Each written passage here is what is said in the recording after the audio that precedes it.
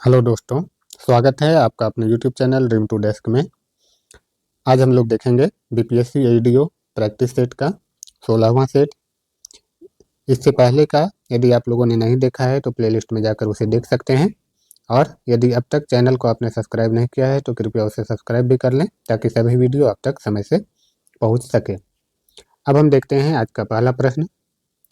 GI tag को किस संस्था द्वारा दिया जाता है? तो जीआई टैग को WTO अर्थात वर्ल्ड ट्रेड ऑर्गेनाइजेशन द्वारा दिया जाता है। नेक्स्ट है, भारत में ज्वारीय एवं तरंग ऊर्जा उत्पादन के लिए अधिक अनुकूल परिस्थितियां कहाँ पाई जाती है? तो भारत में ज्वारीय एवं तरंग ऊर्जा के लिए अधिक अनुकूल परिस्थितियां खंबात की खाड़ी में पाई जाती है। नेक्स्ट है, नमचिक नमफुक कोयला क्षेत्र कहाँ पाया जाता है? तो नमचिक नमफुक कोयला क्षेत्र जो है अरुणाचल प्रदेश में पाया जाता है और यह उच्च कोटि के कोयला के लिए प्रसिद्ध है। भारत के निम्नलिखित वनों में से कहाँ उष्णकटिबंधीय आर्द्र सदाबहार वन नहीं उगते हैं? तो भारत के पूर्वी घाट में जो है उष्णकटिबंधीय आर्द्र सदाबहार वन नहीं उगते हैं, क्योंकि उष्णकटिबंधीय आर्द्र सदाबहार वन वहाँ पाए जाएंगे जहाँ से 200 सेंटीमीटर से अधिक की वार्षिक वर्षा होती हो। नेक्स्ट है, उच्च तापमान वाष्पीकरण के कारण किस प्रकार की मिट्टी विकसित होती है? यदि उच्च तापमान हो, वाष्पीकरण हो, तो वहाँ शुष्क मिट्टी का विकास होगा। नेक्स्ट है, अमृतसर एवं शिमला लगभग एक ही अक्षांश पर स्थित है, परंतु उनकी जलवायु में भिन्नता का प्रमुख कारण है। जब भी कोई दो स्थान या इससे ज़्यादा स्थान एक ही अक्षांश पर हो लेकिन उनकी जलवायु में भिन्नता हो, तो एक प्रमुख कारण उसकी ऊंचाई में भिन्नता होती है। ऊंचाई में भिन्नता के कारण भी जलवायु में भिन्नता होती है, क्योंकि हम जानते हैं जैसे जैसे हम ऊपर की ओर जाएंगे तो तापमान में कमी होती जाएगी। नेक्स्ट है, तिलैया मैथन पंचेत कोनार बांधों को किस नदी पर बनाया गया है? तिलैया मैथन पंचेत और कोनार बांध जो है दामोदर नदी पर बनाया गया है। दामोदर नदी को हम बंगाल का शोक भी कहते हैं, बंगाल का शोक। मैथन डैम किस नदी पर स्थित है? मैथन डैम बराकर नदी पर स्थित है। बराकर नदी दामोदर नदी की एक सहायक नदी है। अब हम देखते हैं प्रश्न संख्या 9 को। निम्न में से कौन सा कथन सत्य नहीं है? तो इनमें से कौन सा कथन सत्य नहीं है?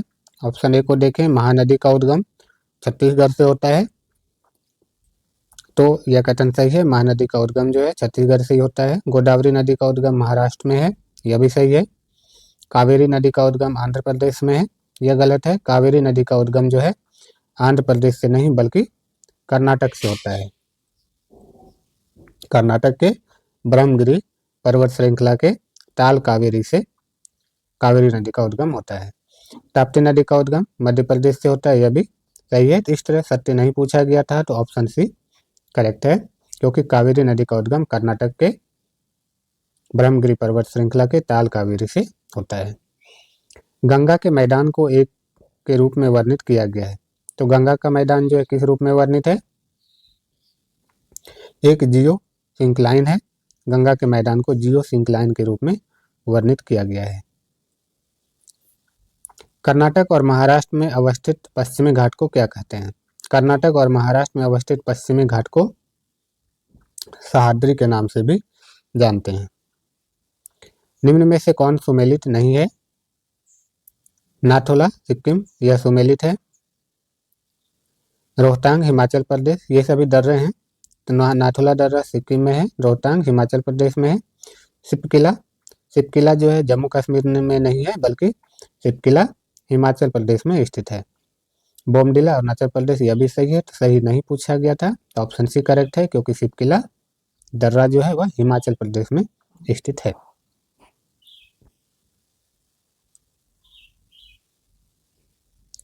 स्तंभ 1 का स्तंभ 2 को स्तंभ 1 के साथ स्तंभ 2 को सुमेलित कीजिए और अपने सही उत्तर को निम्नलिखित कूटों में से चुनिए। नदी, नदी इसमें से भीमा नदी है, 1 का 3। आप देखें ऑप्शन में 1 का 3 जहाँ जहाँ है उसे छोड़कर बाकी को एलिमिनेट कर देते हैं। पठार, पठार कौन सा है? हदौती, हदौती जो है यह पठार है।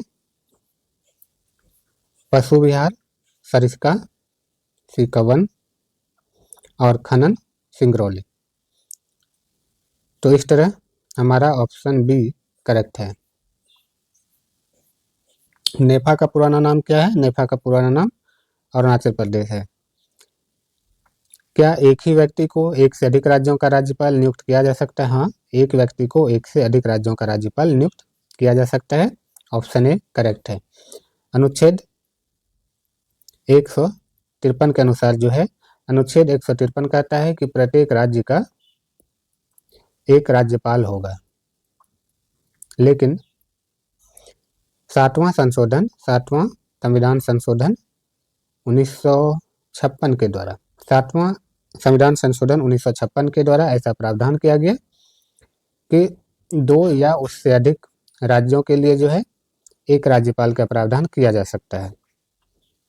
इस बात को भी आप याद रखेंगे। सातवां संविधान संशोधन 1956 के द्वारा ऐसा प्रावधान किया गया। नेक्स्ट है, आपातकाल के दौरान संसद की समयावधि को बढ़ाने के बारे में निम्नलिखित में से कौन सा कथन सही है? इसको एक बार में आपातकाल में 1 वर्ष के लिए बढ़ाया जा सकता है, यह कथन सही है। एक बार में 1 वर्ष के लिए आपातकाल को बढ़ाया जा सकता है। एक बार में आपातकाल में 8 माह तक के लिए नहीं, गलत है। तो सही ऑप्शन पूछा था तो ऑप्शन ए ही सही है, बाकी ऑप्शन गलत हैं। आपातकाल रुक जाने के बाद 6 माह तक बढ़ाया जा सकता है, नहीं, एक बार में 1 साल के लिए बढ़ाया जा सकता है। नेक्स्ट है, सूचना का अधिकार।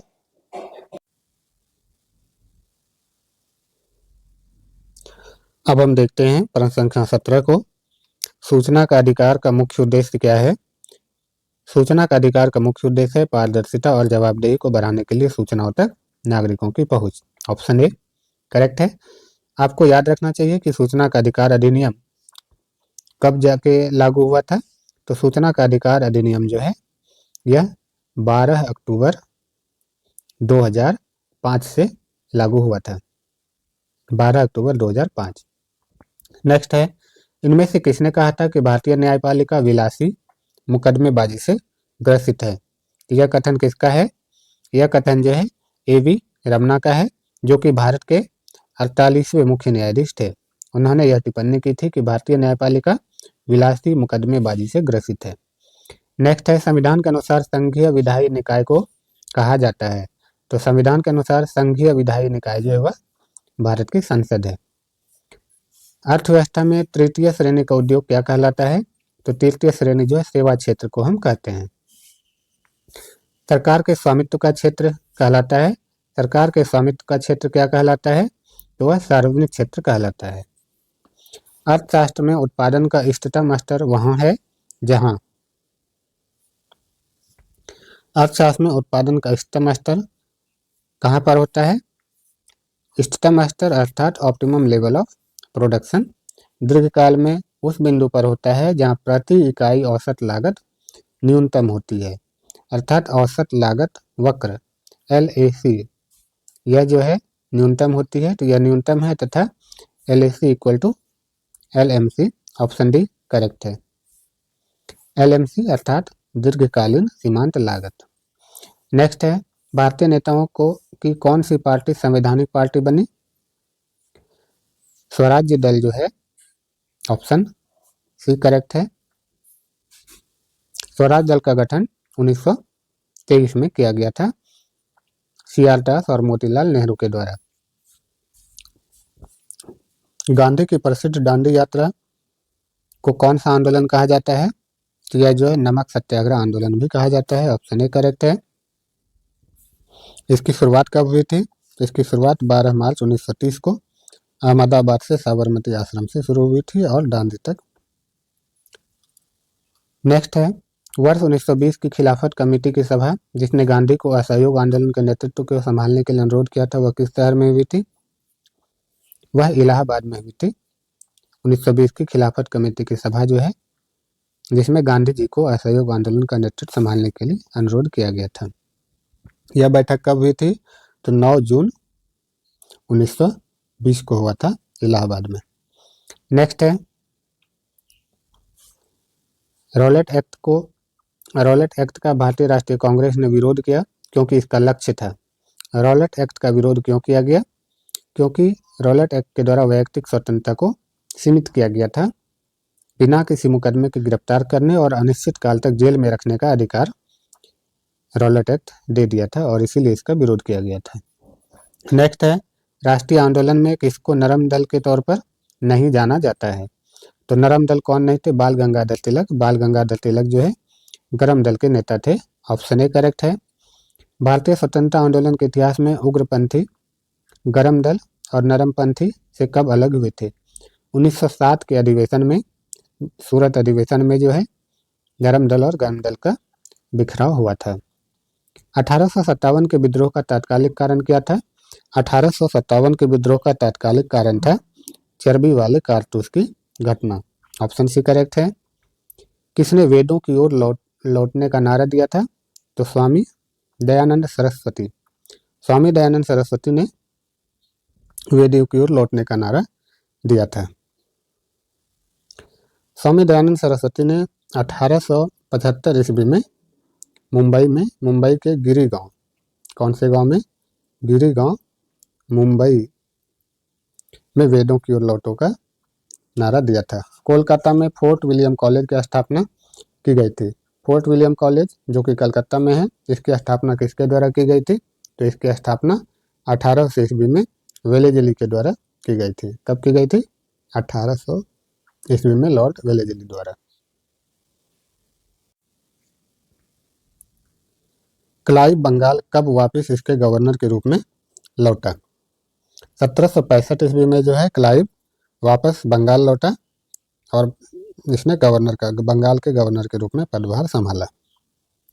नेक्स्ट है, रॉयल शीर्षक अधिनियम के अंतर्गत रानी विक्टोरिया भारत की महारानी कब बनी?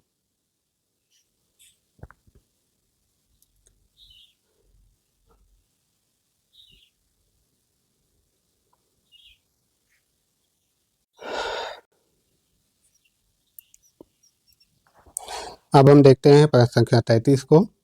रॉयल शीर्षक अधिनियम के अंतर्गत रानी विक्टोरिया भारत की महारानी कब बनी? तो रानी विक्टोरिया जो है रॉयल टाइटल एक्ट 1876 के अंतर्गत जो है 1877 ईस्वी में रानी विक्टोरिया भारत की महारानी बनी थी। 1877 करेक्ट ऑप्शन है। दरअसल 1877 में दिल्ली दरबार में उन्हें भारत के साम्राज्य का खिताब दिया गया था। कैसर हिंद की उपाधि दी गई थी जिसका अर्थ होता है भारत की साम्राज्य।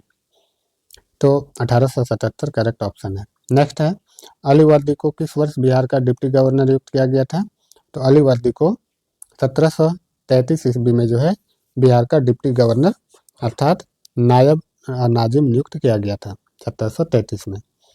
शेरशाह अच्छी तरह से अपने प्रशासनिक कौशल के लिए प्रसिद्ध हैं। शेरशाह जो है विशेष रूप से अपने भूमि राजस्व प्रणाली के लिए प्रसिद्ध है। उन्होंने भूमि की सटीक माप और फिर इसके बाद कर निर्धारण के लिए अभूतपूर्व काम किया था। नेक्स्ट है, नाथपंथियों, सिद्धियों और योगियों ने भक्ति धर्म को किस क्षेत्र में लोकप्रिय बनाया?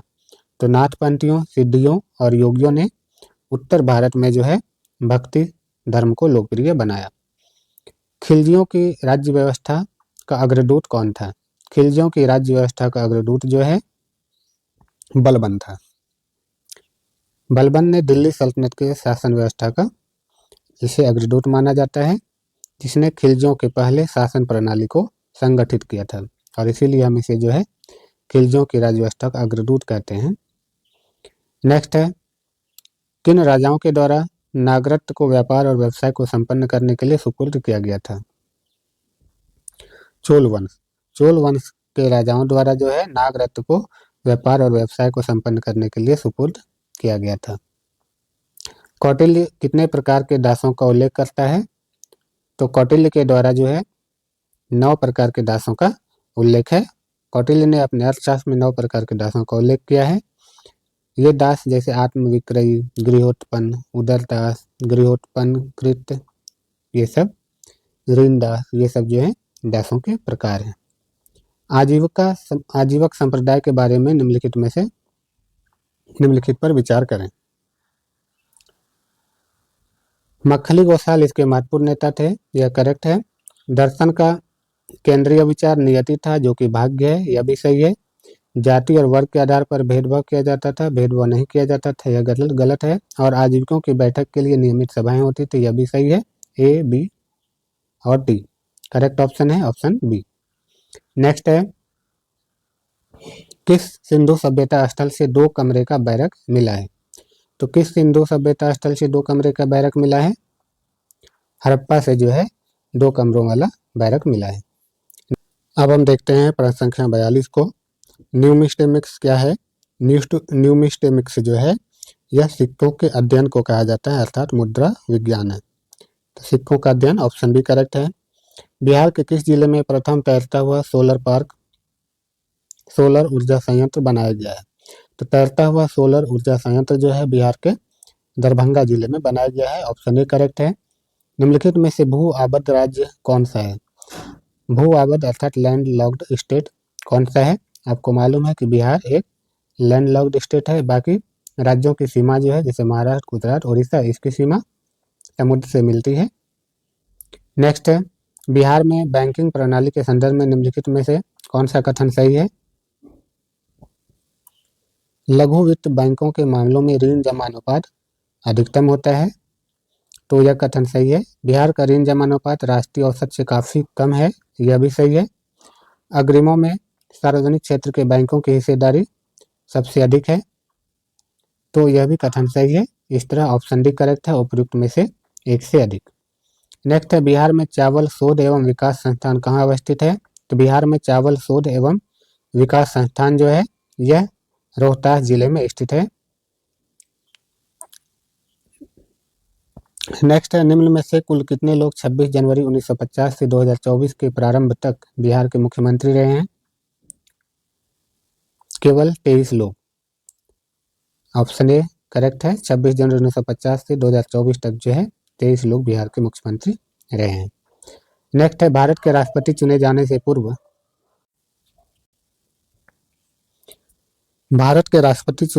पूर्व श्री रामनाथ कोविंद कहाँ के गवर्नर थे? तो भारत के राष्ट्रपति चुने जाने से पूर्व श्री रामनाथ कोविंद जो है वे बिहार के गवर्नर थे।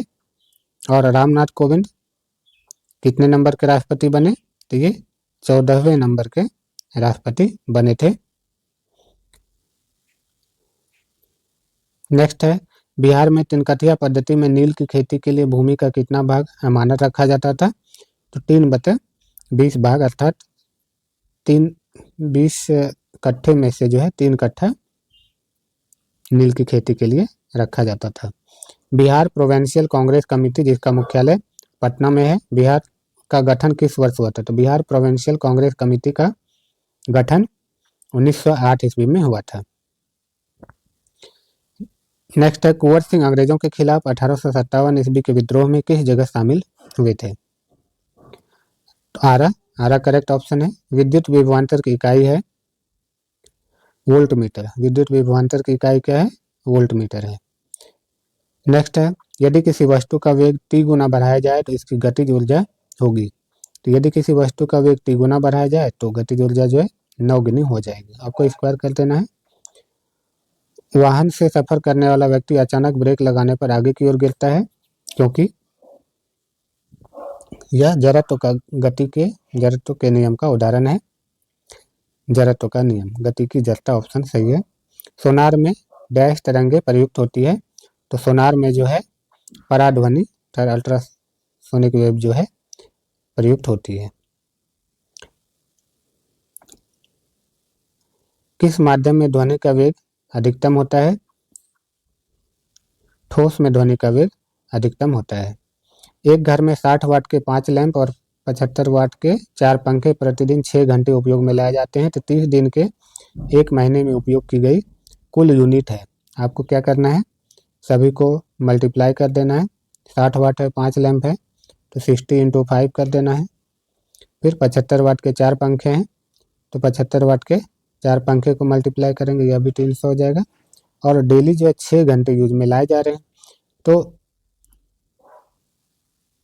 600 और इसे 6 से मल्टीप्लाई कर देंगे तो 3600 किलोवाट आवर। और इसे जब हम 1000 से डिवाइड करेंगे तो 3.6 यूनिट हो जाएगा। और ऐसा कितने दिन तक है? 30 दिन तक। 30 से मल्टीप्लाई कर देंगे, इसको 30 से मल्टीप्लाई करेंगे तो हमारा आंसर हो जाएगा 180 यूनिट। नेक्स्ट है, नाभिकीय विखंडन की खोज किसने की थी? तो नाभिकीय विखंडन की खोज जो है हॉर्न एवं स्ट्रासमैन द्वारा किया गया था, ऑटो हॉर्न और फ्रिट्ज स्ट्रासमैन। नेक्स्ट है सर्वाधिक कठोर तत्व निम्न में से कौन सा है? तो हीरा सर्वाधिक कठोर तत्व है। निम्न पदार्थों में से कौन सा पदार्थ खाने की वस्तुओं के लिए परिरक्षण के रूप में यूज होता है? तो सोडियम बेंजोएट। सोडियम बेंजोएट जो है एक खाद्य परिरक्षक है। नेक्स्ट है कैल्शियम की परमाणु संख्या है। कैल्शियम की परमाणु संख्या जो है वह 20 है, इस बात को याद रख लेंगे। नेक्स्ट है सल्फर को गर्म रबर में जोड़ने की क्रिया कहलाती है, इसे वल्कनीकरण अर्थात वल्कनाइजेशन कहते हैं। रसोई गैस मुख्यतः होती है, रसोई गैस में मुख्यतः क्या होती है? यह मीथेन होती है। प्रोपेन और रसोई गैस दरअसल प्रोपेन और ब्यूटेन होती है, साथ ही साथ अन्य प्राकृतिक गैस इसमें मीथेन और एथेन। चूंकि प्रोपेन और ब्यूटेन जो ऑप्शन में नहीं है तो मीथेन करेक्ट ऑप्शन है। नेक्स्ट है अग्नि बुझाने के यंत्र में किसका इस्तेमाल किया जाता है? तो अग्नि बुझाने के यंत्र में सोडियम बाई कार्बोनेट का यूज होता है। सोडियम बाई कार्बोनेट अर्थात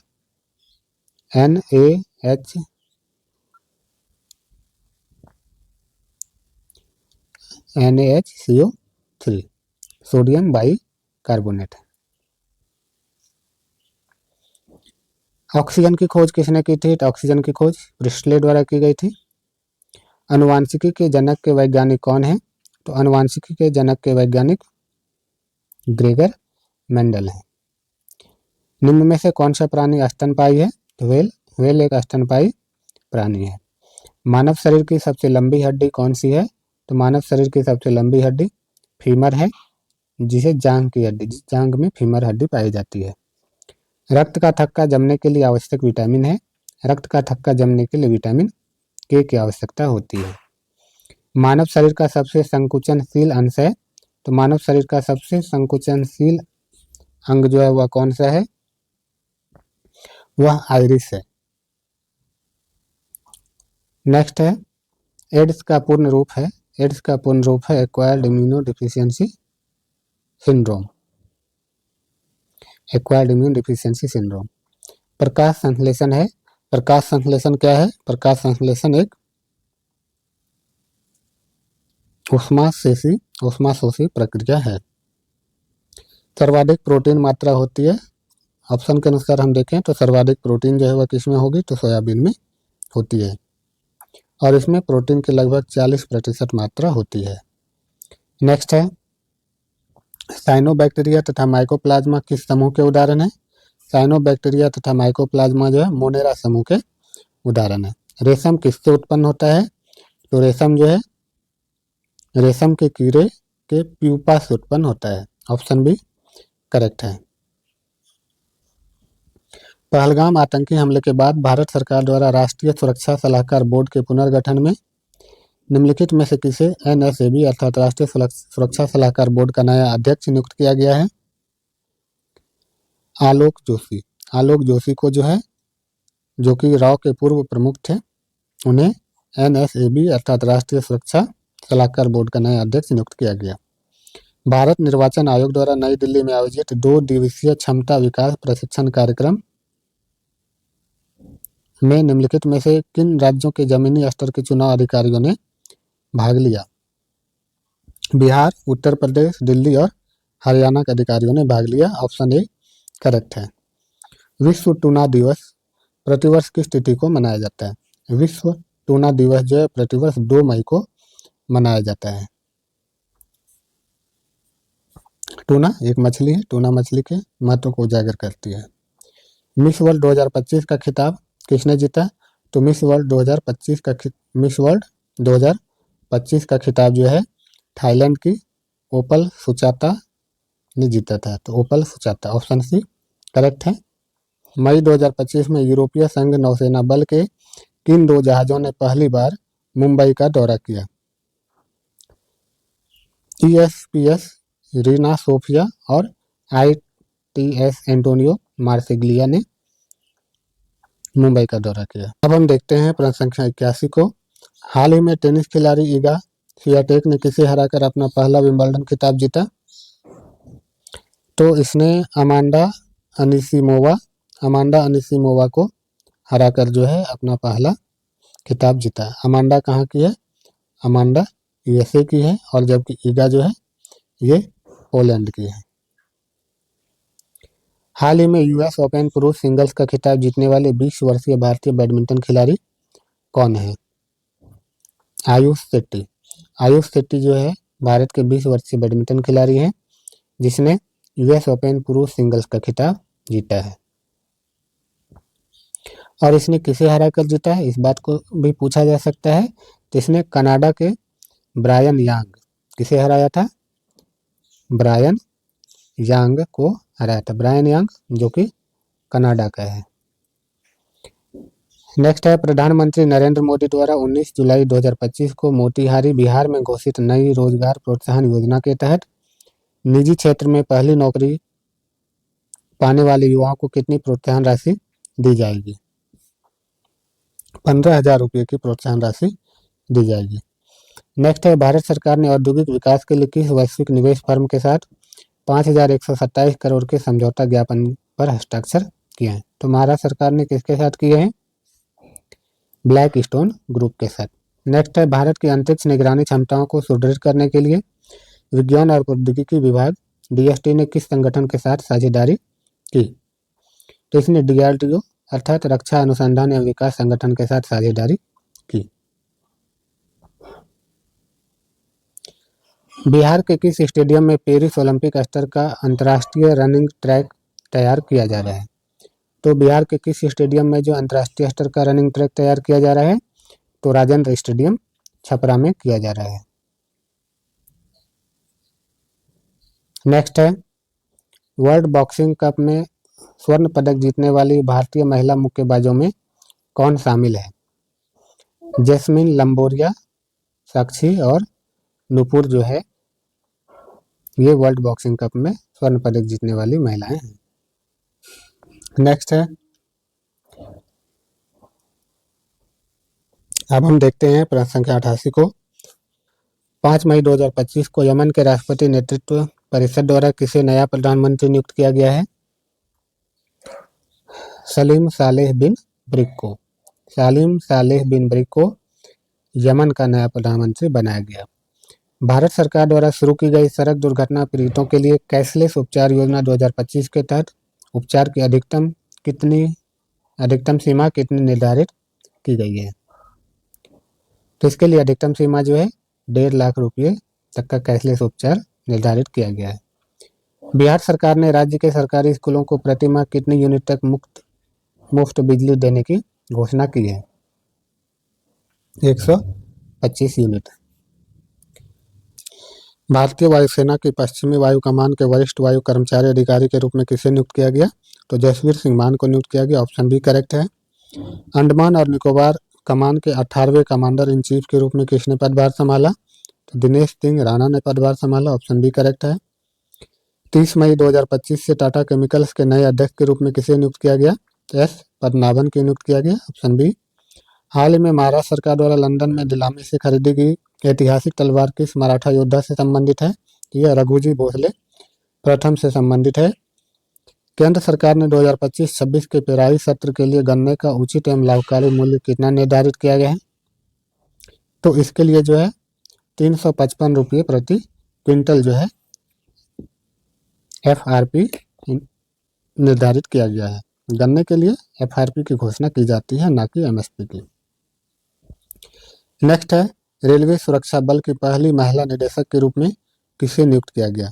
तो RPF की पहली महिला महानिदेशक जो है वह सोनाली मिश्रा को बनाया गया है। इंटरनेशनल क्रिकेट काउंसिल के नए मुख्य कार्यकारी अधिकारी के रूप में किसे नियुक्त किया गया है? तो ICC के नए CEO जो है वह संजोग गुप्ता को नियुक्त किया गया है। नेक्स्ट है, बिहार के किस शहर को स्वच्छ वायु सर्वेक्षण 2025 में 10 लाख से अधिक आबादी वाले शहरों में सबसे स्वच्छ हवा वाले शहर के रूप में राष्ट्रीय स्तर पर शीर्ष स्थान हुआ है? यह गया। ऑप्शन बी करेक्ट है। मुख्यमंत्री समग्र विकास योजना के तहत बिहार सरकार ने किस समुदाय के उत्थान के लिए विशेष योजनाओं को मंजूरी दी? महादलित समुदाय। और आज का अंतिम प्रश्न है, बिहार के किस जिले में कोसी नदी के कटाव को रोकने के लिए हाइड्रोलिक पोर्क्यूपाइन तकनीक का पहली बार सफलतापूर्वक उपयोग किया गया है? किस जिले में? तो सुपौल जिले में। ऑप्शन बी करेक्ट है। इस तरह हमने प्रैक्टिस सेट 16 के सभी 100 प्रश्नों को देखा।